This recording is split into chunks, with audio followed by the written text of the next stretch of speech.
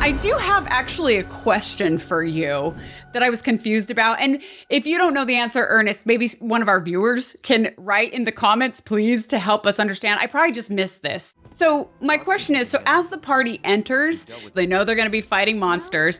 And then Cloud jokes that he'll fight them off for like 2,000 gil, right? Because he's joking about being a mercenary. You mind taking the lead, Merc? For 2,000. And it's kind of playful and fun. And I actually like that they keep going back to this, like, oh, it'll cost you 2,000 gil, you know? Mm-hmm. But Aerith says something. She says, enough for her standard course twice, right? Enough for her standard course twice. Her what now? And then Cloud, like, kind of looks embarrassed. And Aerith says, well, ask him about it. Ask him. You know, and then he, like, changes the subject. Forget it.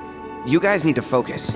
I was just, that like totally blew past me. Now, I played Remake right after it came out. So this is probably referring to something in Remake that I've just forgotten about because it's been years.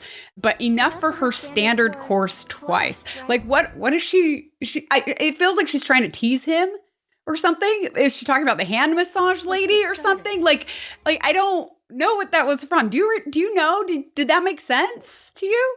Made sense, no. But when she said it, just like you, I remembered that like there were some things that happened in Remake that could have aligned with it. Well, there must have. Her standard course twice. There's two specific areas where like I thought about. Now, again, I'd have to go back and like replay those scenes, but one of them had to do with the initial meeting with her where he fell through the roof of the church and ran into her. And then there was some kind of like financial deal brokered somewhere in there. I don't remember what it was for anymore. Well, she like does an exchange of like, I'll go on a date with you if you are my bodyguard. Something like that. One date ought to do it. Huh? And then the other thing that came to mind was something that had to do with Don Corneo and all that kind of stuff. So it could be something in there. It's probably something that is super obvious that I just missed. I'm not sure. But if somebody listening to this knows what the standard course twice reference to the 2K gil for Cloud means, please tell me. Because I was like, wait, what? Yeah. I don't understand.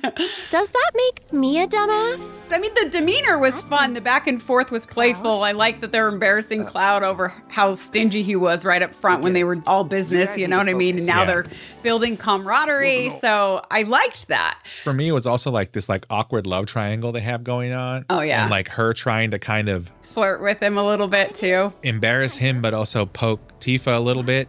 Well, that's it. Okay, now that you bring that up, that's really interesting too. And I mean, how many love triangles do you know in real life or have seen in real life or heard of where the girls who both are kind of after the same guy like are really close, good friends and get along and have no animosity toward each other? Not exactly like realistic, but I guess it also goes to show that there are these really like good people, you know, that they can put their feelings aside and love each other even though they're both going after the same man. Even though you could argue that Aerith's heart is with Zack based on their past or whatever, but that is interesting. They're both these like pure souls. Yeah. There's like a theme there, right? That they're weaving together with this whole like love triangle thing. They just like every chapter has a little piece about it as they go along. Yeah. I think this was just their piece in this chapter. They're very brief in many of these chapters. I think they're going to increase as the time goes on.